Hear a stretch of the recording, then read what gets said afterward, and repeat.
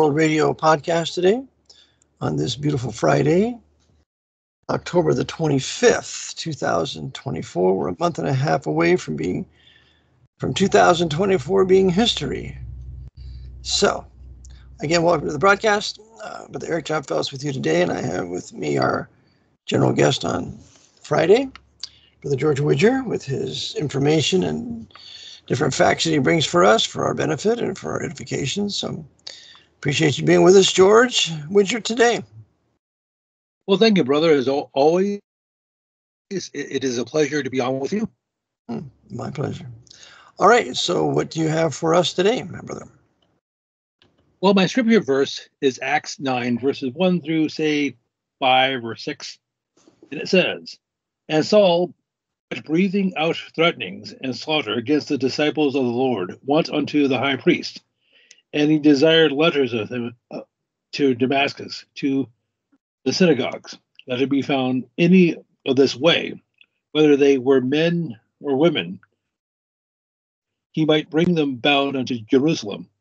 And as he journeyed, he came unto Damascus. Suddenly there shined around him a light from heaven. And he fell to earth, and he heard a voice saying to him, Saul, Saul, Saul, Saul, why persecutest thou me?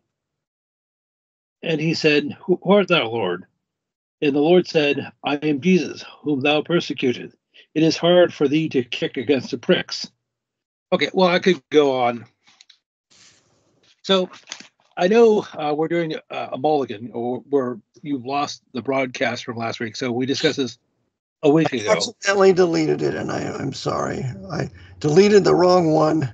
And I put a broadcast up, which was a double of the previous one. So there were two up there, and I chose the wrong one to upload, and hence the wrong to delete. So anyway, I apologize, George. Well, yeah, I don't mean to. Go ahead. Well, actually, you need a grandchild, like maybe 5 or 6 years old, to teach you how to do these things. That's true. That would be nice to have a grandchild. I'd probably, if it was especially a granddaughter, she'd probably have me wrapped around her little finger. But anyway, go ahead, George. Okay, so anyhow, I made this point last week. So you could say Saul, before he became Paul, you could say he's part Gestapo, part Dominican, in terms of his zeal of persecuting the saints. And I'm being only half facetious when I say that, because that same spirit would continue centuries later, with the formation of the Dominicans, and later the Jesuits, and later the KGB and other types of secret police. Because you basically, in order to do that, you had to be demonically possessed. Now, I'm not saying Saul was, but he was seriously misguided. Well, according to Christ, everybody that's not saved is under the power of Satan, according to Acts, chapter 20, thereabouts. So he was under the power of Satan, doing the bidding of his spiritual father, and the Lord had to interrupt his life and save him and put him on the right way. So, Well, if you think about it, if they had the technology back in the first century AD, Saul probably would have been into wiretapping and bugging people's phones, and he would have employed the NSA and whatever outfit at his disposal. He would have been a Pope's Court Jew. That's what he'd have been. Yeah, that's right. He'd have been a Henry Kissinger or someone like him. Or Chucky Schumer.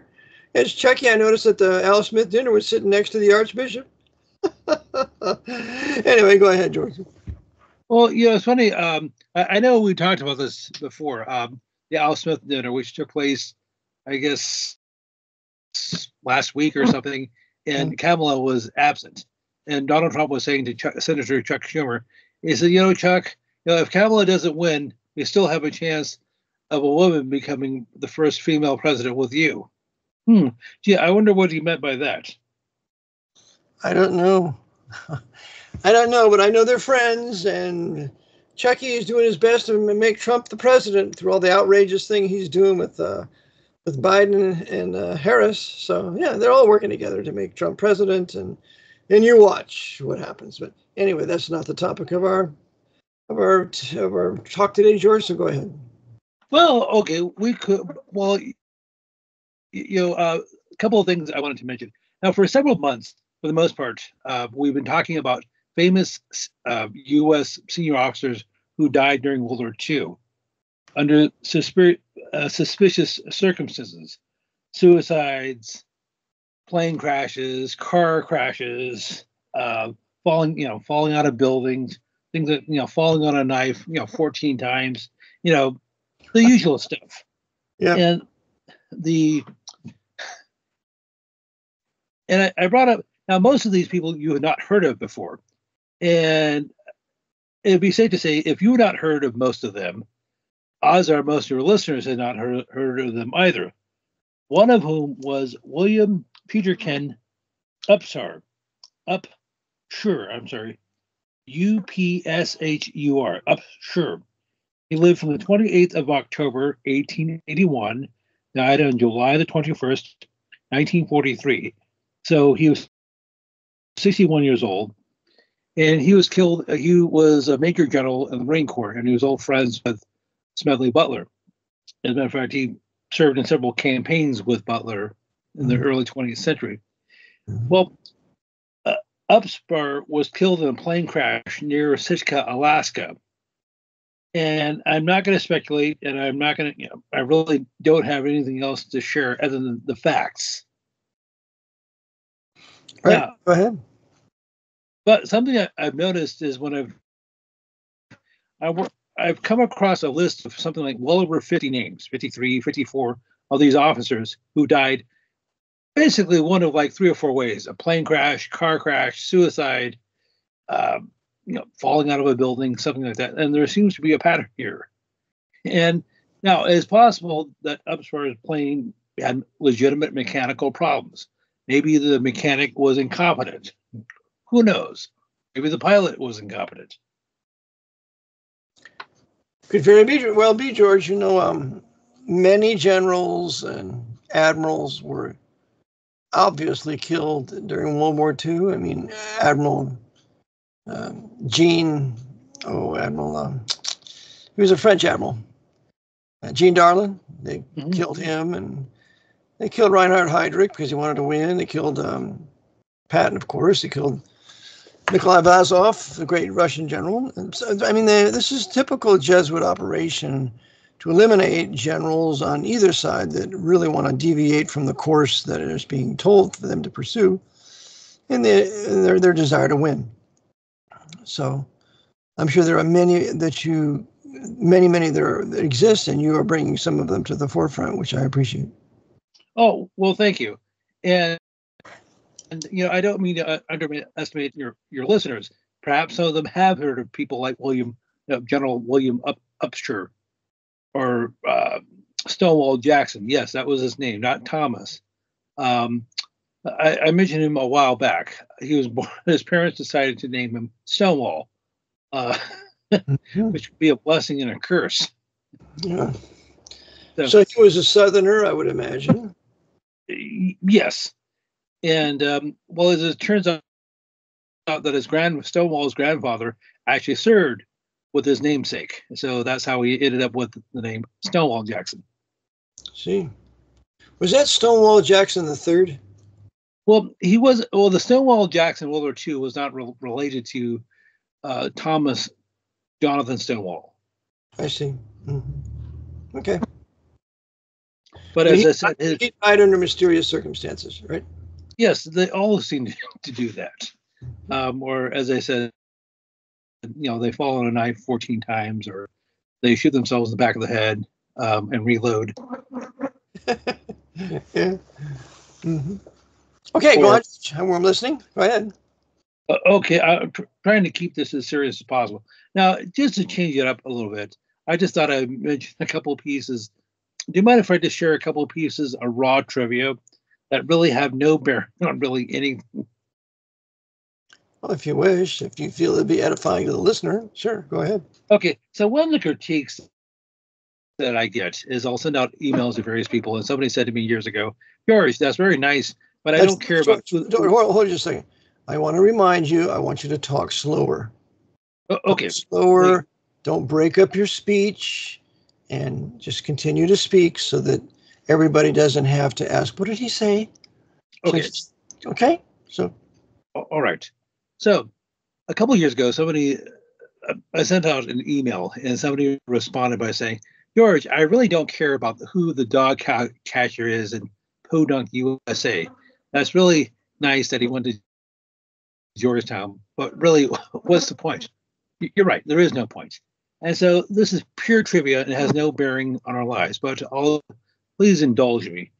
The vice mayor of Larkspur, California, which is Marin County, just south of me, is Catherine Way. Now, Larkspur has a population of about 13,000 people. It's very expensive. I mean, homes typically will average $1 million a pop. So you have to be part of the upper crust to live there. Now, Catherine got her undergrad degree from University of San Francisco in nursing. She also got her master's degree from University of Santa Clara. So she went to 2 Jesuit universities. Correct. And she is the vice mayor of Larkspur, California.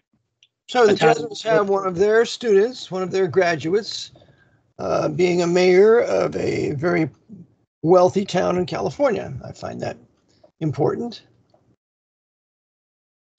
Okay. So, I mean, I don't know of any sort of shenanigans in which she's been involved. She may have. I just don't know of any.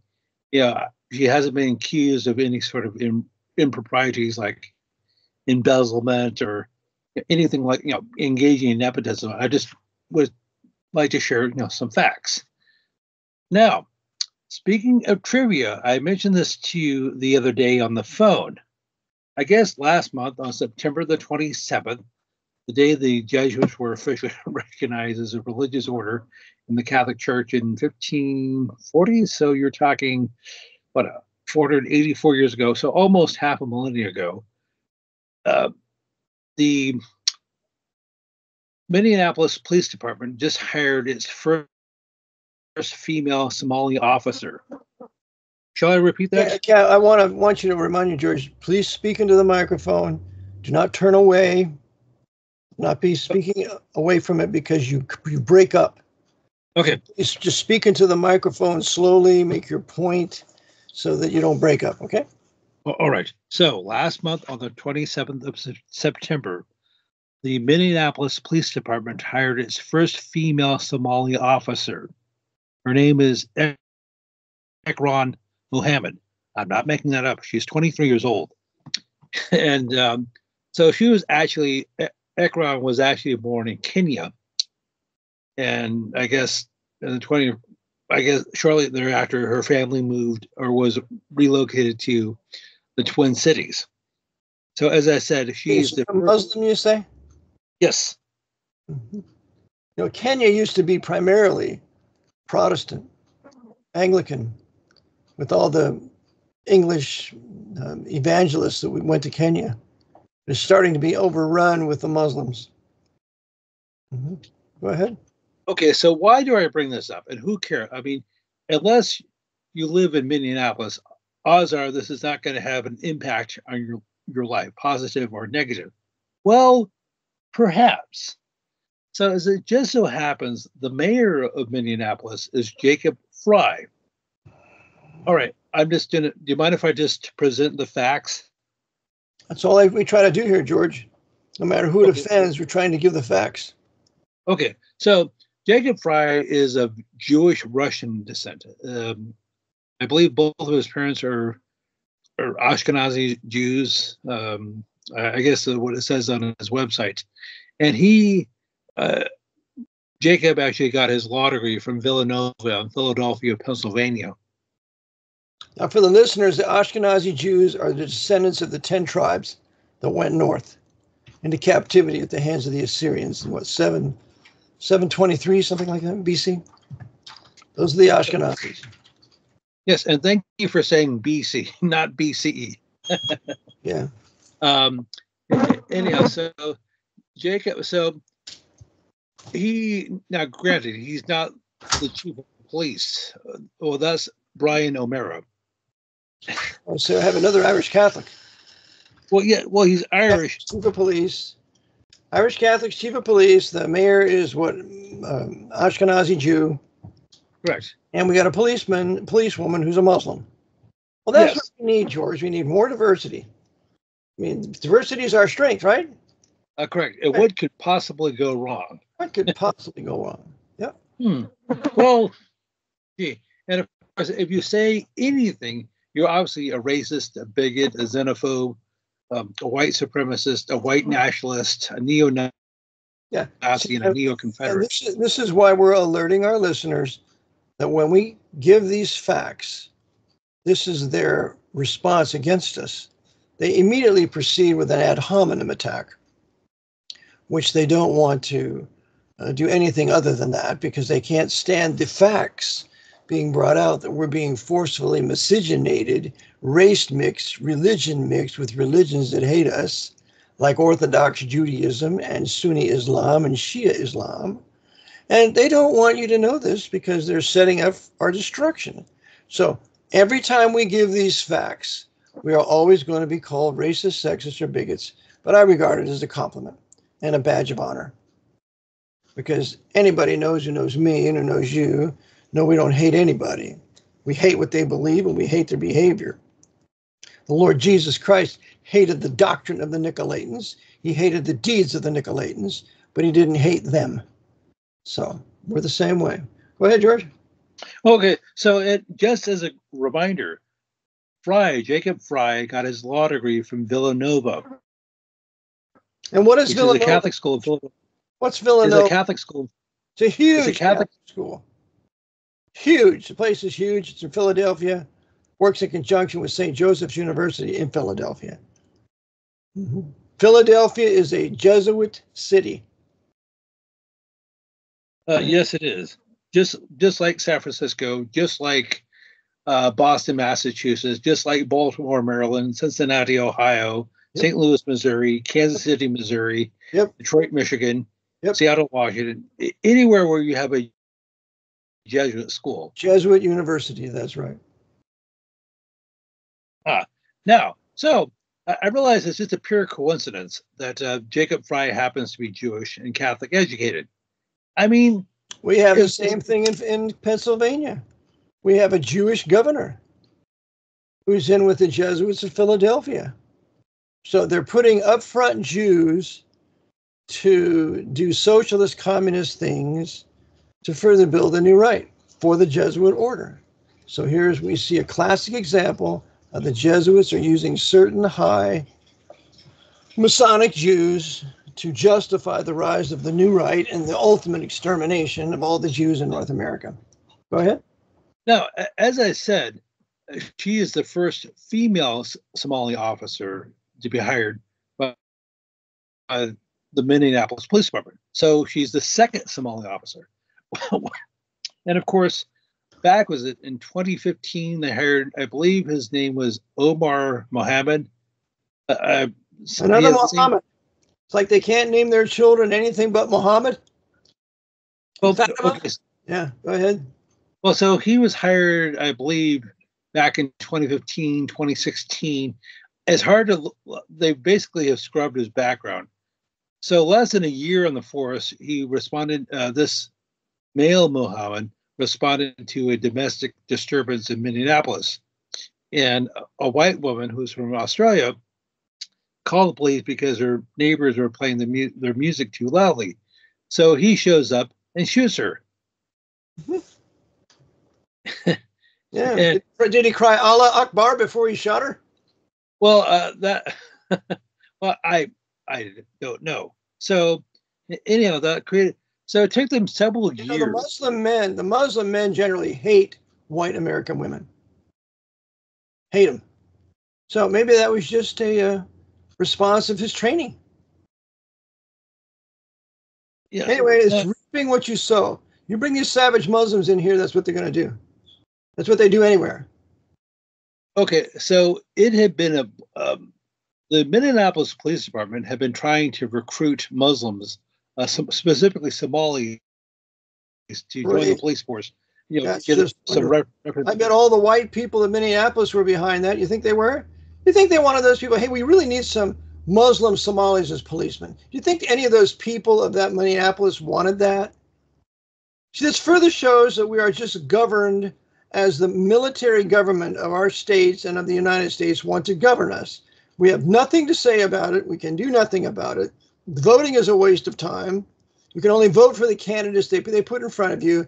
And we're going to bastardize you people. We're going to race mix you people. We're going to Muslim mix you people. And we're going to shoot and kill you people. And we're going to jab you people. And we're going to flood you people out like we did a couple of weeks ago until you wake up to the fact that we're an oppressive emergency war powers military government and we're out to kill you pursuant to the Jesuit orders, Counter-Reformation Council of Trent.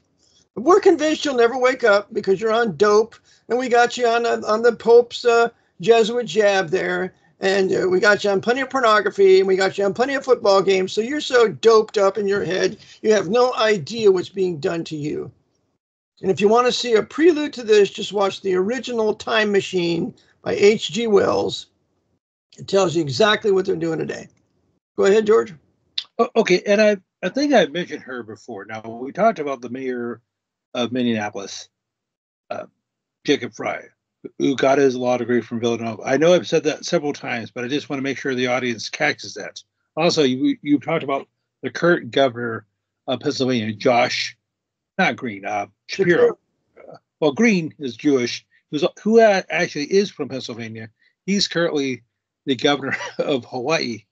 Anyhow. So here's a bunch of Hawaiians, native Hawaiians. They're going to be governed by white conspirators or Jewish conspirators working for the Pope. That's another reason we advocate that the Kingdom of Hawaii needs to separate from the empire and become self-governing once again with its own Hawaiian natives. It's like Puerto Rico. Okay, that would. Yep. Mm-hmm. Okay, so you have a dichotomy in Hawaii, or the archipelago of the Hawaiian Islands. Is people are either, you have three types of people: those who are extremely affluent, just like Marin County, California, or those who are extremely poor. And you have a third class: those who work for the government, those who are in the Navy or the Air Force, or their spouses. So you have basically three types of people there. And the native Hawaiians, for the most part, are dirt poor. Yeah, they've been kept dirt poor. Yeah, they can't prosper. Their kingdom has been overthrown. And so Hawaii is just an annexed little colony for the purpose of the Pope's District of Columbia to do whatever they want to do there. Give them plenty of drugs, get them all screwed up, get them on prostitution, just keep them weak so they can't ever perceive what's being done to them. Okay, so, and I mentioned this to you before, the mayor of Boise, Idaho, is Laura McLean. Lauren McLean. Now, that may sound Scots-Irish. Well, her husband is Irish Catholic, but she's Jewish. Okay, so here we have a combination again. Husband, Irish Catholic, wife is Jewish. And together they will rule a wonderful old city that was founded by white Anglo-Saxon Protestants in a rural area called Boise, Idaho. And they're going to rule those people to death. They're going to do everything they can to neutralize them, take their guns, destroy their history, race mix and miscegenate them, have plenty of mulattoism going on, because we can't have any city in this country that is white. Can't do it. So we'll make sure we get our upfront Jews there to make sure we socialize and commonize this. So when the white people have had enough, and they've about had enough, they're going to go into droves into the new right, and then it's going to be round up for the Jews. They're going to be blamed for it all. And these leading Jews know it. They know they're betraying their own people, and hence they're murderers of their own people, as time will show, as was the case in Germany. Go ahead, George. Well, yes, this Mayor McLean of Boise, she got her undergrad degree from Notre Dame. You're breaking up, George. You say you got her undergraduate degree. You're breaking up. Something's not right on your end. So please continue your sentence. Oh, okay. So Mayor McLean, Lauren McLean, got her undergrad degree from Notre Dame University. Much better. Much better. Go ahead. Okay, so she's Catholic educated. Mm-hmm. And her husband is Irish Catholic. So we got two Catholics, and one's a racial Jew, and Catholicism in general is always socialist. You don't find one Catholic leader anywhere that's not a socialist. even Sean Hannity. They're all socialists at heart, and they're socialists in what they advocate. They don't believe in free enterprise. They don't believe in rugged individuals. They don't believe in businessmen competing with one another to make a better product for a cheaper price. They don't believe in that. We need the government to come in, set prices, and regulate production. That's socialism. That's Catholicism. Ultimately, communism. Because Karl Marx says the end of socialism is always communism. And so the biggest communists in the world are the Roman Catholics, aided by the Jews and certain blacks. Blacks, Catholics, and Jews, the forerunner of socialist communism in this country, overseen by the Jesuits. And the early Ku Klux Klan warned about the Catholics, the blacks, and the Jews, that they would run this country, and they were right.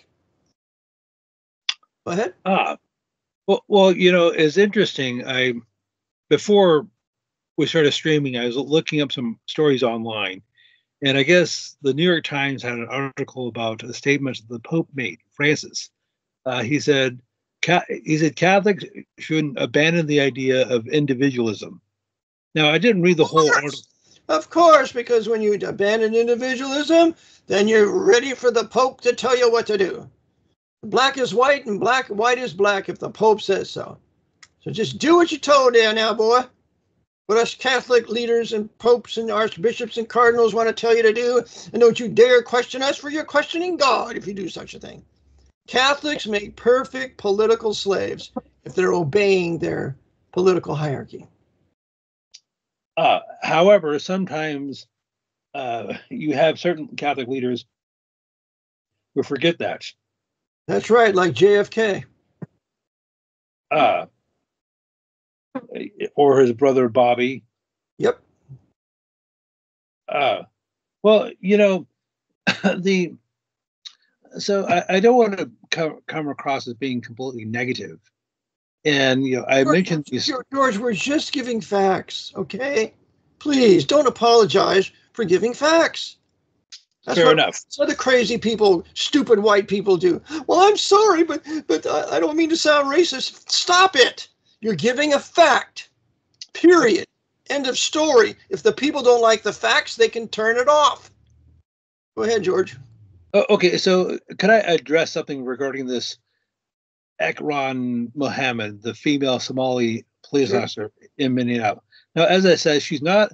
I read the article out of the local newspaper in Minneapolis. She's not actually even a U.S. citizen, so I'm not sure how that. How in the world can she be a policeman if she is not a citizen? Okay, the one who made her a cop, who knows she's not a citizen, needs to be tried for high treason and hung. And I will come to the hanging and bring my friends with the lunch, and we'll have a wonderful day attending the hanging of a traitor, because that's what he is. Nobody that's not a citizen has any business being in any government function whatsoever. Whatsoever. It's called nationalism, patriotism. We're not one great big conglomeration of people in the world. I don't see Russia doing this. I don't see China doing this. I don't see any nation doing this. I don't see any country that says, well, if your children are born here, they're automatically a citizen. There's no country in the world like that. It's only this place that the Jesuits are bringing down. Go ahead, George. Well, you know, if I could just mention a quick anecdote. I know that's not the case in Germany, because even if you're born there, you're not automatically a German citizen. Mm-hmm. Which is the way it should be. Just because you're born someplace doesn't mean you have a right to be a citizen there. Okay, well, you know, this is like 20 years ago. I met a girl at my college. Her, okay, try not to throw up too harsh, but she was born in what was then West Berlin. Now, her mom is an American, but her dad is Pakistani. What are a bunch of Pakistanis doing in Germany? Huh? Why don't they stay in Pakistani? Huh? Because the Jesuits were bastardizing the white German people after World War II, bringing in as many Turks and Pakistanis and all these other Muslims to bastardize the white German people. Because God forbid there should ever be any more Prussia ever again. That's why. I was stationed in Germany. I was at Spangdahlem Air Force Base. I used to work in the wood shop there, and the guy that was the German who was the head of the wood shop, his name was Fritz. He said, we talked about various sundry things. He says, yeah, the German women, they make a turkey. They're marrying a turkey. They're going to have turkeys. They can't stand it. Like any patriot, they don't want their women marrying foreign men and bastardizing their race. We're losing our nationality. And that's exactly why they put Germany in 45 years under occupation with the Russians and with the Americans and with the French and with the British, so all their black soldiers could copulate and bastardize the white race in Germany. That's why they did it. And I have a count in Italy that said, you're exactly right, Eric. That's why they did it. Go ahead. Oh, yes. And I know we've discussed this before. And, you know, I mentioned this before. There's a girl from Germany, a woman from Germany named Feely. And she lives in the United States, and she talks about the cultural differences between the US and Germany in terms of the food, the clothing, the culture, things like that. And one of the things she talked about was, how do Germans feel about being an occupied and conquered country? And she said, at the height of the Cold War, there was something like over 250,000 U.S. military personnel in Germany. Up, George. Just please keep talking. I don't want any stagnant times. Just please keep talking, okay?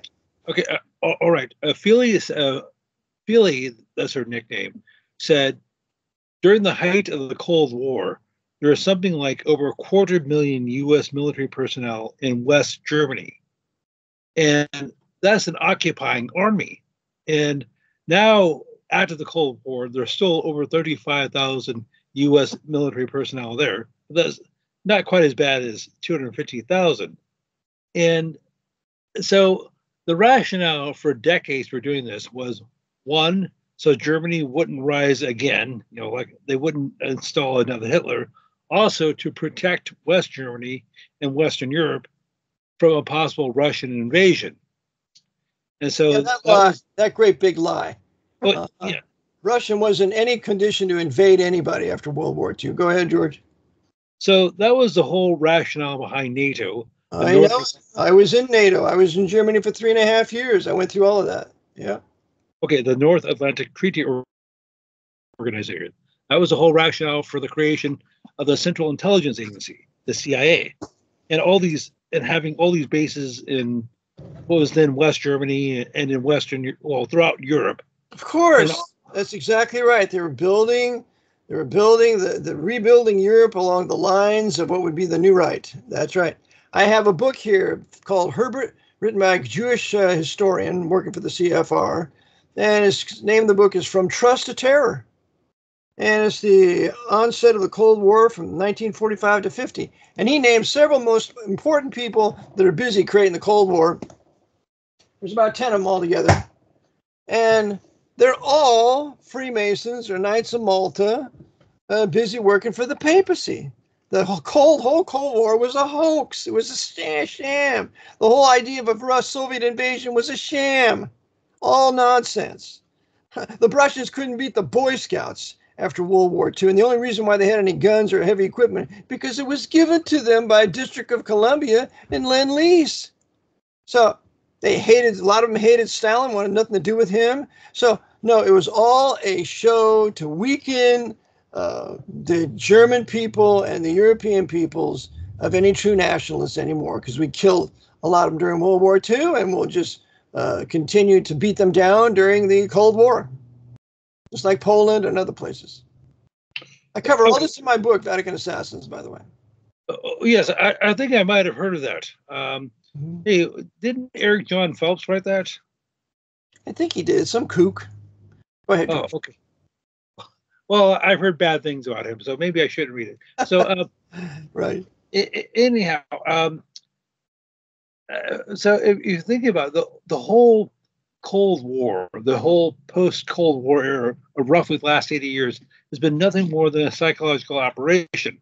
Yes, there were people who died, there were people who suffered, but is basically the German peoples have basically had two massive boots put down on their neck. America and basically NATO in the West, and the Russians and the Warsaw Pact countries in the East. In the East, in the historically Lutheran East, in East Germany, where the Reformation began with Luther.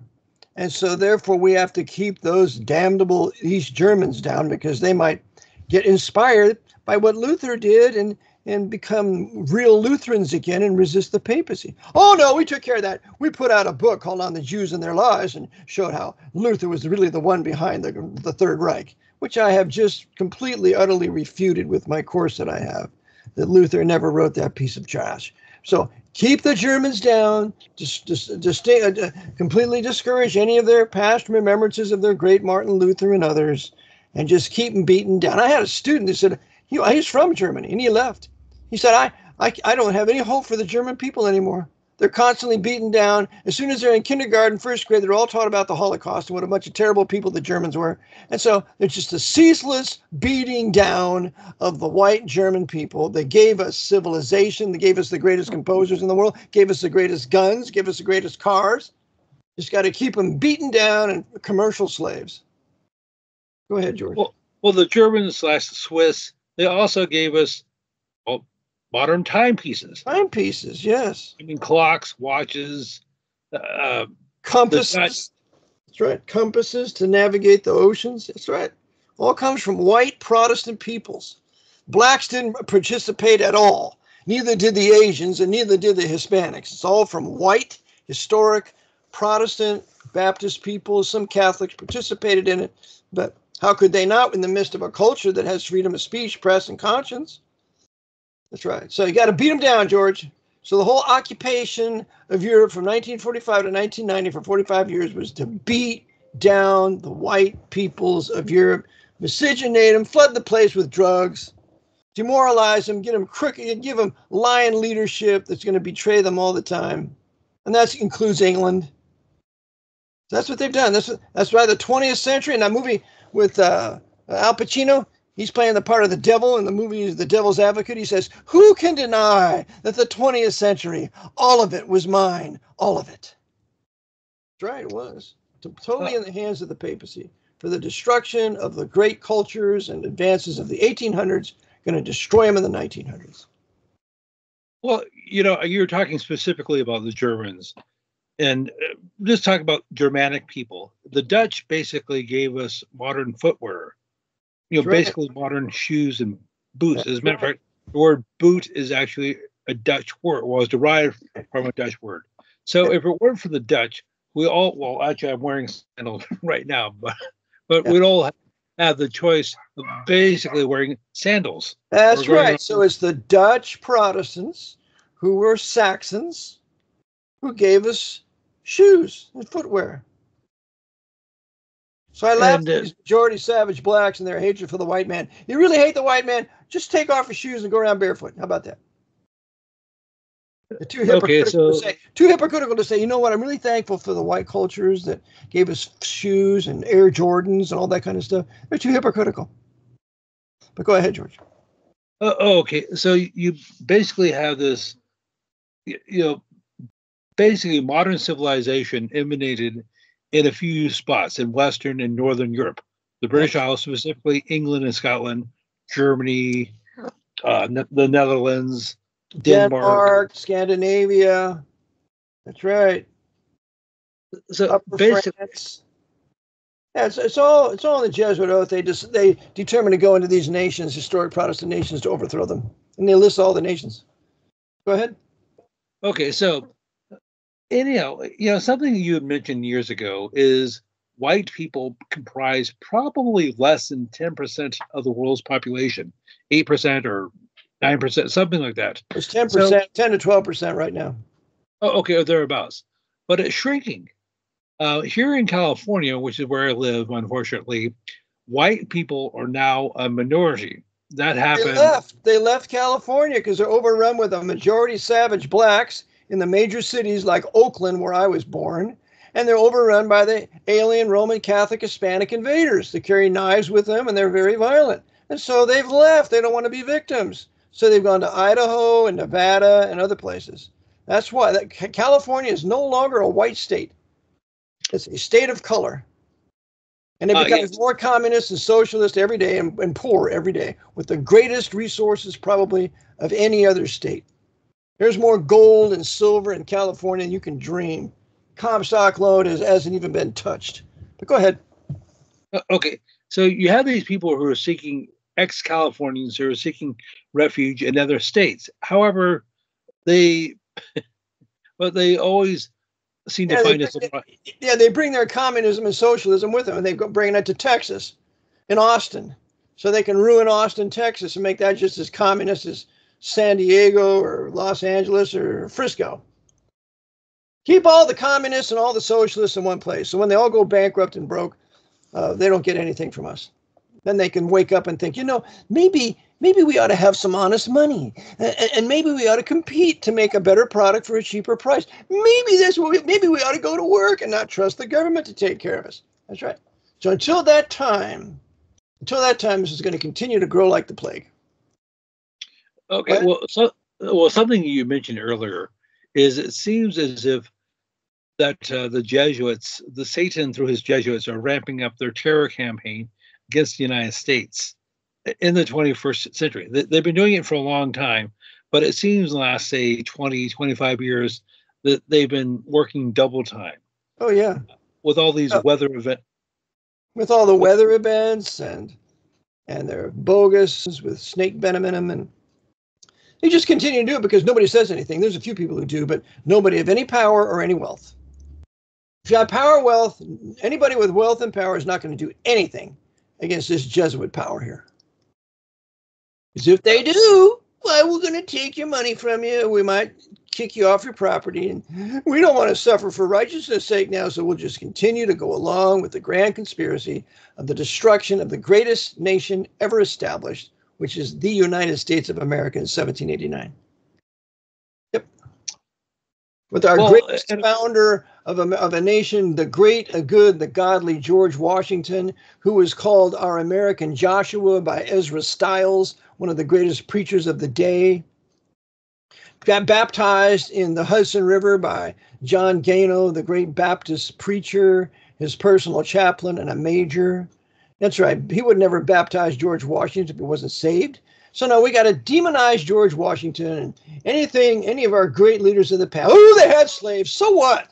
The blacks have slaves all throughout Africa. And there's nothing, slavery is not condemned in the Bible. Show me any verse that condemns slavery. Don't talk to me about America's first sin was slavery. You communist, savage, Roman Catholic communist. The Lord rebuke you. Go ahead, George. Well, just to clarify, the Bible never prescribes slavery per se.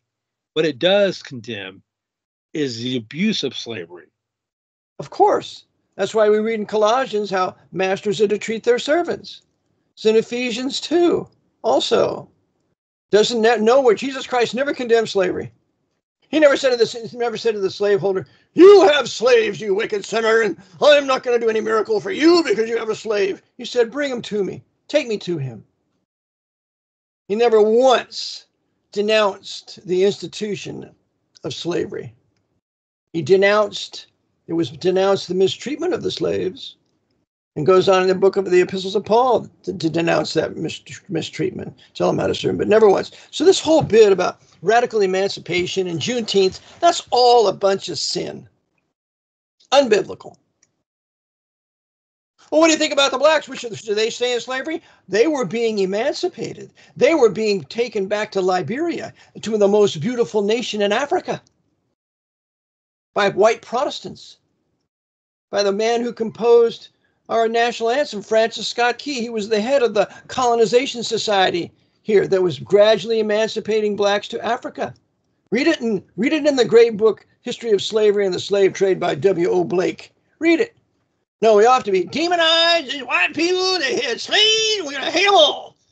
Typical communist rhetoric. And what's pitiful is so many Baptist people believe that's sin. And always got their hands in the hat in the hand when they're talking to the black man. Black man ought to have his hat in his hand talking to us. I'm so thankful. Cassius Clay said it. I'm so thankful my great-great-great-granddaddy was a slave. I wouldn't be where I am today. Cassius Clay, who's not Muhammad Ali, Cassius Clay said a lot of truthful things. But they don't repeat that now because that's not part of the zeitgeist and the beating down of the white people in this country where we all should be killed because we're white. Go ahead, George.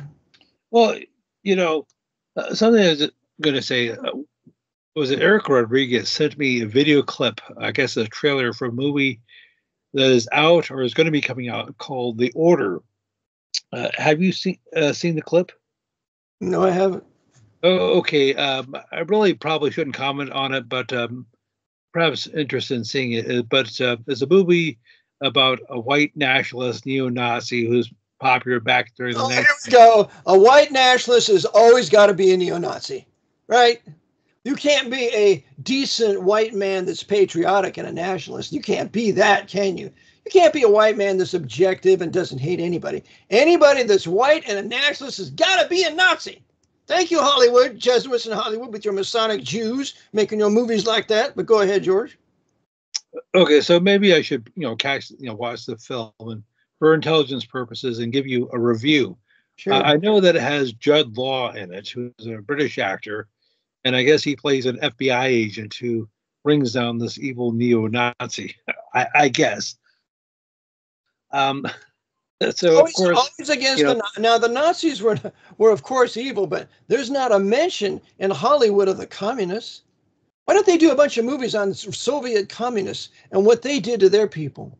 Why don't we hear about the Gulag? Why don't we hear all about the Nazi concentration camps, and they're bad. But how about the whole Gulag system? Hollywood, the Jesuits there, and academia say nothing about it. Nothing, because it's communism here. Because once you start denouncing communism in Russia and China, you got to come here because Washington District of Catholics made communism in Russia and communism in China. Well, amen. And of course, and we, the taxpayers of America, are picking up the tab. We basically, the last century or so, have financed all of our enemies. Well, the United States has basically financed all of its enemies. The people in this country have been so dumbed down and stupefied that they don't know that since 1943, the average working man exchanging his labor for money is not exercising a federal privilege. He is working as a matter of fundamental right, and he doesn't owe the income tax. He volunteered. And that's what I teach in my tax class. And I teach Americans to stop volunteering to destroy yourself. Irwin Schiff was right. You people are volunteering to destroy yourself. Of course, he dies in prison, not knowing why he ever owed the income tax. But that income tax finances these crusades, this military-industrial complex, which is being used for the purposes of the Pope to restore the world back to the absolute power of the Pope of Rome. And American, all capital letter taxpayers with their surety, the man or the woman, are fitting the bill. And so we're going to deserve what we get. Go ahead, George. Okay, so forgive me for stating the obvious, but basically, for at least the last 80 years, and probably more like a century, the United States has basically created and financed all of our enemies. Yeah. Without exception. Without exception. That's right. So that includes all your so-called terrorist organizations, such as Al-Qaeda, ISIS, Hezbollah, the Mujahideen, the Red Brigade, and we'll give how many $85 billion to the Taliban just to keep things consistent here. It was the same way before World War II, George. The District of Columbia financed Japan. They sent scrap metal ships out of Vallejo, California to Japan. And they sent oil out of there. They made the Japanese Navy. Without Washington, there is no Japanese Navy to invade a Pearl Harbor. All done deliberately. And the book, the classic work, is Day of Deceit by Stennett. So I never say we. I always say District of Columbia. I do not identify with District of Columbia. That nation, that sovereign nation is on March 9th, 1933. It's just like Rome. It's just like London. It's another sovereign nation, city-state. Has nothing to do with any freeman, any true American, because it's oppressing everybody in this country as enemy belligerents and their states as occupied territories. And the stupid, dumbed down, ignorant, doped American people don't perceive what's being done to them. Hopefully they'll start to, especially with these floods, with these dams breaking in Tennessee, North Carolina. Maybe they'll start realizing, they just killed several thousand of us, and I'd like to know who they are and why they did it. But I doubt they'll ever come to that question, because they got to watch Sunday night football. Can't ask the real questions of citizenship and responsibility and liberty. We got to be entertained. And that's just what the Jesuits did on their Paraguayan reductions for 150 years. Keep the Guarani Indians entertained, and they'll never think about the hard labor that they're engaged in every day, making us rich, and our Jesuit black ships rich.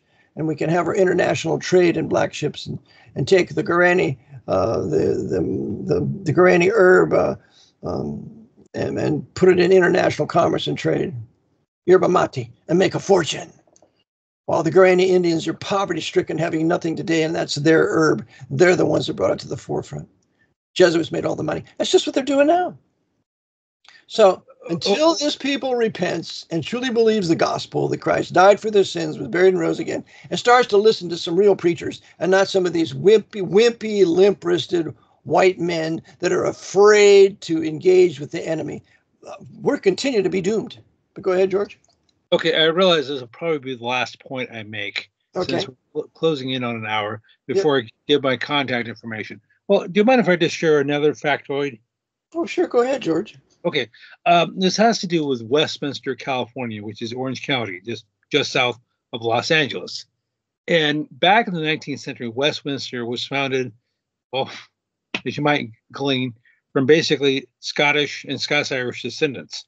It was almost exclusively Presbyterian. You had some probably the greatest white race of them all, next to the Saxons, is the Scotch-Irish. The Scotch tempered the Irish. But go ahead, George. Okay, so anyhow, so the pure trivia. So for well over 100 years, Westminster, California, they took their name from the Westminster Confession of Faith, by the way, was almost exclusively Scots-Irish and Scottish, Presbyterian and some Baptist.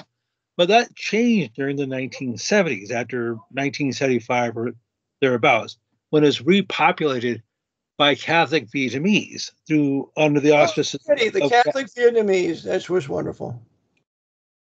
So race mix them, and we're going to Catholicize them. And if anybody objects, why, you're a racist and you're sexist and you're prejudiced.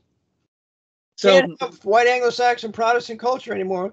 Got to race mix them. And that's one of the purposes also how the Jesuits used the Vietnam War. Deliberately lose it, and we're going to bring in hundreds of thousands of these Catholic Vietnamese in here to further weaken the American white Protestant peoples and Baptist peoples. Go ahead. Well, okay, so I found this out actually from Peggy Hall of the Healthy American. Now, I know she usually does fluff videos and sometimes, but she mentioned this the other day. She said it was specifically Catholic charities in the 1970s that brought in all these Catholic Vietnamese into Southern California. And it's the same Catholic charities bringing in these Roman Catholic patients. Catholic charities brought them in Pennsylvania and these other places. That's the same one. Catholic charities run by the Jesuits. Go ahead. So I'm not saying the Vietnamese destroyed Westminster, but they definitely changed the whole demographic. They changed it. It's not our race. They're not our people. They need Vietnam. They need Vietnamese, the language of Vietnamese. They have their own history of being oppressed, by the way, of the Jesuits in Vietnam. They have their own country. They don't belong here.